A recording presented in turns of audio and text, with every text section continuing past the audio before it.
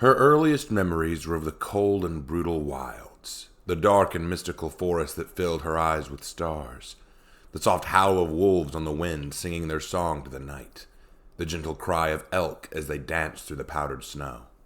She remembered crawling through bitter, biting snow itself to chase them.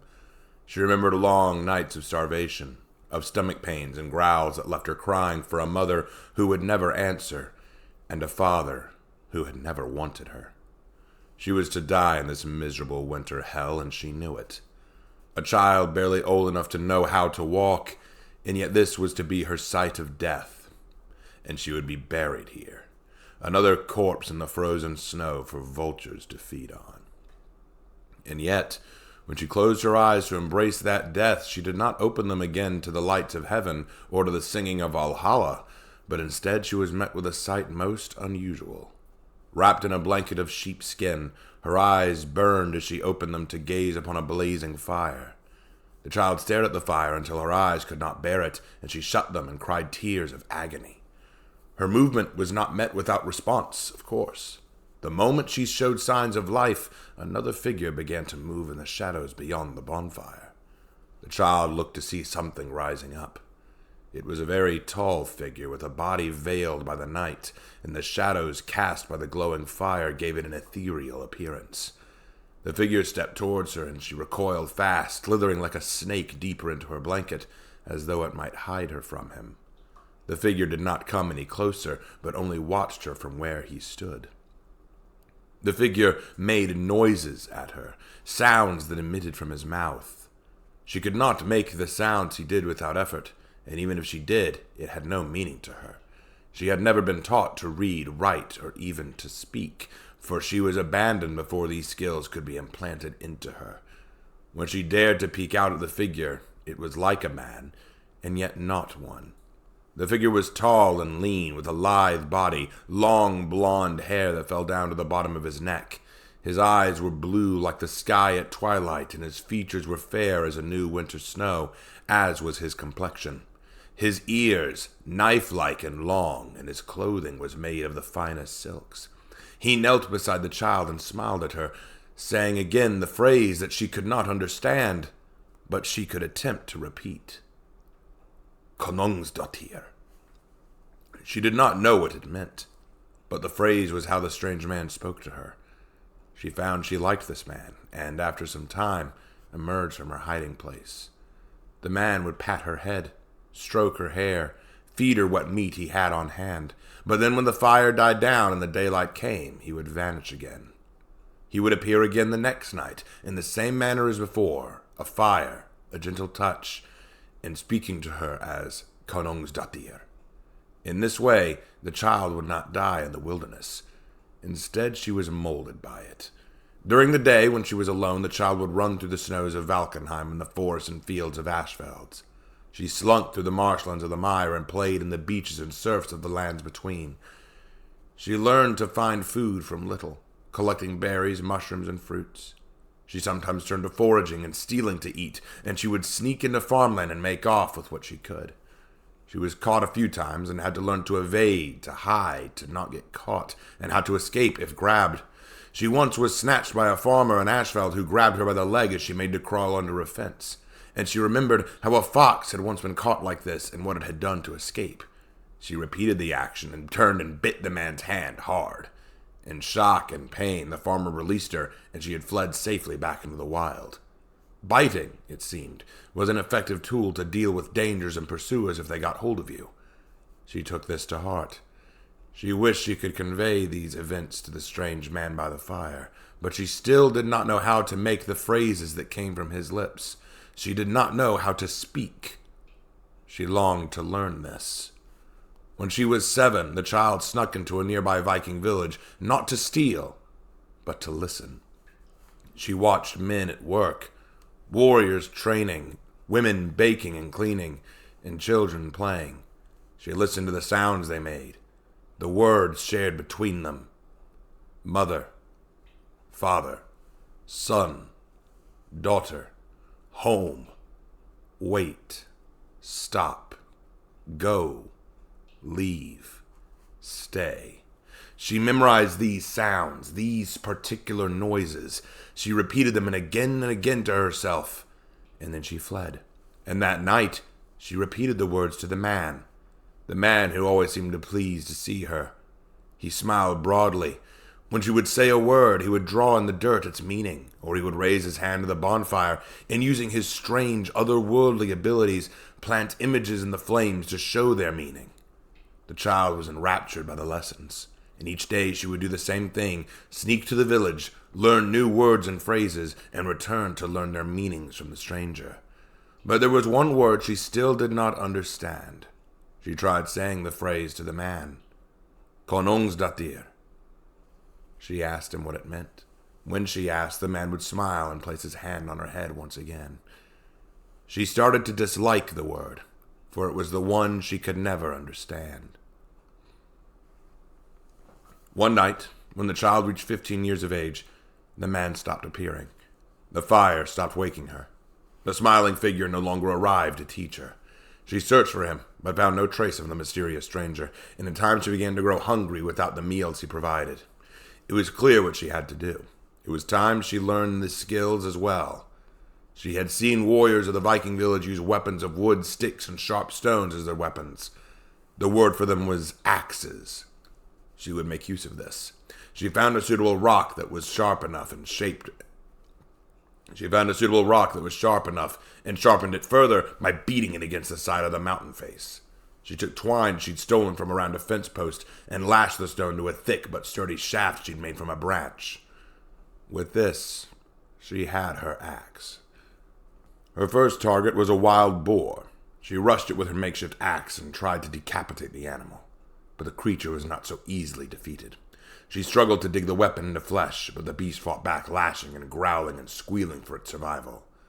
But the girl had survived too. For 15 years she'd survived, and she would go on surviving, and that meant this pig had to fail at its task. This was the most valuable lesson the child could learn. Survival meant someone else must not, and for her own sake, that could not be her. Just as she learned to do with the farmer, she knocked the beast over and buried her teeth into its throat, gripping flesh and snarling as she yanked and pulled at the hog's neck. But the beast bit too. It struggled and snarled and snapped, but the girl hung tight, until at last she ripped it free, and the animal bled out on the snowy ground. As she watched the blood pour out, she took note of the weakness that came from the felling of blood. This was yet another important lesson for her. Blood loss weakens the prey, and that meant they could be killed more easily. So the trick was to bleed her food first, and then strike. An important thing to remember. So how to better bleed the prey? She recalled that when cutting meat, the strange man used a short blade-like weapon. A knife, he called it. A knife to go with her axe? It would do. But where to get one? Perhaps it was time to steal once again. Obtaining the dagger was easy. Learning to apply it was not. Most of the beasts of the wilds were not easy to get close to. She had to be stealthy, learn to disappear and reappear into the forests and snows. If she wished to apply her weapons of survival, she had to ensure that she was gifted in at least getting close to her quarry. It took many sleepless, hungry nights. She missed the stranger and his meals. She missed the calmness of his voice and the gentleness of his touch. She tried to remember if her own mother had been so kind, but her memories of her mother were weak and distant, like the subtle reflection of a face in the rippling water, there but not clear enough to understand. In time, she gained skills in hunting, tracking, and killing. But killing beasts was one thing. What happened when and if she had to turn her newfound skills on humans? She hoped she'd never answer that question. But answer it she did. One night, she had been stalking an elk to kill for her dinner, but had been lucky that night and stayed. One night, she had been stalking an elk to kill for her dinner. She had been lucky that night and slayed it rather quickly. But as she was approaching her kill, another man appeared, holding a long axe. She stared at him, and he at her. The man roared in fury and charged her. He was hungry, starving, and he'd kill her for this meal. But he wasn't like the pig. The girl leapt back like a rabbit and bounded around him, jumping off the side of a tree to get height and then bringing her hatchet down on the man's shoulder. The man howled and tried to throw her off of him, only for her to bury her dagger in his neck. The blood sprayed out of him with an intense burst. The man screamed, grabbing the side of his neck to stop the bleeding. But what was done, and the girl did the only thing she knew to do when the blood spilled. She went for the throat. The man's body would be found later in the woods by a scouting party. He would not be the last body to be uncovered like this. Sometimes it was a hunter who went into the woods and challenged the girl for her food. Sometimes it was a samurai or knight unit that was wandering through Valkenheim who dared to attack her. Even an ocelot separated from his company had the misfortune of meeting this predator in the forest. The girl's skills in fighting, hunting, and killing became legendary. In fact, so famous had her exploits become that the High King Alric decided this mysterious forest killer that the locals nicknamed Nibbles should be hunted down. Of course, none knew what exactly they were looking for. Nibbles was just the name they gave because of the bite marks she left on her victims. The bites looked like they were made by human teeth, but the damage done was feral, bestial, and destructive. Some said that Nibbles was a wild animal that learned to hunt like humans. Some said it was an ocelot that forgot it was human. Others said it was a berserker who had given in to its savage nature. And yet others said it was a beast from another realm entirely, a ghost or monster of some sort. Whatever it was, High King Alric wanted to hunt it himself. The king and his trusted hunting party entered the woods confident and ready. They searched, camped, and searched again and stayed vigilant, but for the first 3 days of their hunt they found no sign of Nibbles. However, it seemed Nibbles had found them. The first man to die was a berserker who'd slipped away to take a leak. He let out a single scream before his body was found, his throat slit open. The king noticed footsteps in the snow and tried to follow them, only to see them disappear near a tree, as if the creature had climbed it like a squirrel. But when he looked up, there was no sign of movement. Nibbles had escaped. The second to die was a Highlander. No one had even heard him scream as they found his body under his tent, throat ripped out by the same savage teeth of Nibbles. The men were becoming frightened. 2 of their number were dead, and they hadn't even laid eyes on the creature. A few left, wishing to return home rather than face death at the hands of this forest spirit. High King Alfric was not as afraid. He was even more interested in finding this Nibbles, if for no other reason than to kill it and have done with the affair. But the quest was one that ended horribly. Over the course of 2 more nights, 3 more hunters were slaughtered, and the rest deserted, until all that was left was the High King. He too was becoming afraid and willing to give up, but he tried to maintain composure, what little he had left. As he sat by his tent to make his meal, he heard the sound of a growl. He spun around just in time to see a figure moving through the snowy bushes. He went for his sword and shield, but too late, as the woman lunged from her hiding place like a wildcat and pounced on him, slamming him to the ground. She grabbed her dagger and buried it into his hand, pinning him to the forest floor. Alfred let out a scream of pain and struggled in vain to get the creature off of him, and then looked at her, and he froze. He saw her face, her eyes. She was very much human, and yet not human at the same time, and he would never unsee that face. Caked in mud, grime, and snow, and yet there was no mistaking it. No denying these eyes that bore into his soul, and the familiarity of them. He opened his mouth to speak her name, but before he could, her teeth found his neck and tore it open. After all, he was no king here. Only the beast will dwell in this forest. As the woman tore out his throat, his eyes looked beyond her, and there the king saw it. One of the elves of Alfheim glaring at him with a look of both revulsion and pity. And it was only then that the king understood his folly and his failure. All too late. And so passes the King Alfric, the Highlander finished his tale.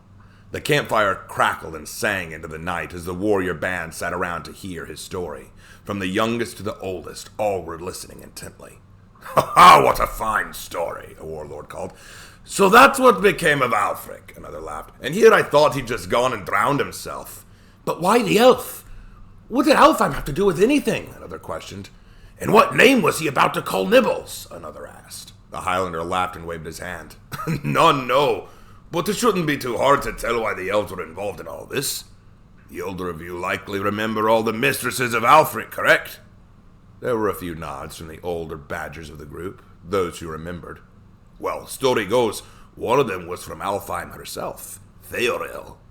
As he said this, the spark of understanding passed them, and through every man.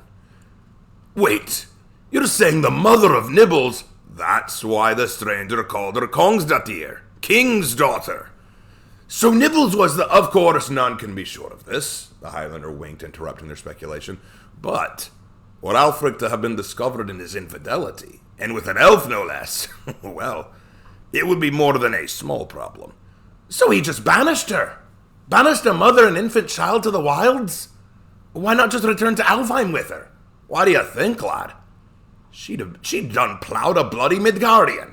You think Alfheim would be happy to receive Theoril and her child after that? The Highlander scoffed. But that didn't mean the elves would just abandon one of their own either. So that strange man was... Aye, the Highlander remembered. That's the most likely theory. An elf of Alfheim. But is it all true? One young raider asked. Is this Nibbles really out there? And what is her real name? If she's real, then couldn't she challenge the current High King for the throne? What name was he going to call her? Let's not get ahead of ourselves, the Highlander laughed. Come, lads, it's just a tall tale. Who cares what her real name was? None know what really happened to High King Alfric and his party. It's just a legend, and it's best left at that. Well, it's quite a legend, the warlord laughed. Had me on the edge of my seat. All right, lads, we should be getting some shut-eye. Got a battle to fight tomorrow. Don't want to be wandering in half drunk and half stupid. As the Vikings all began to retire to their cots, a shadow lingered under the pines. A woman who was hearing this story for the first time in her life. Her language skills weren't great, but she understood enough. As her trembling hands clutched her chest, as her racing heart pounded against it, she felt tears rushing to her face. The name. She had killed her father before he'd said her name.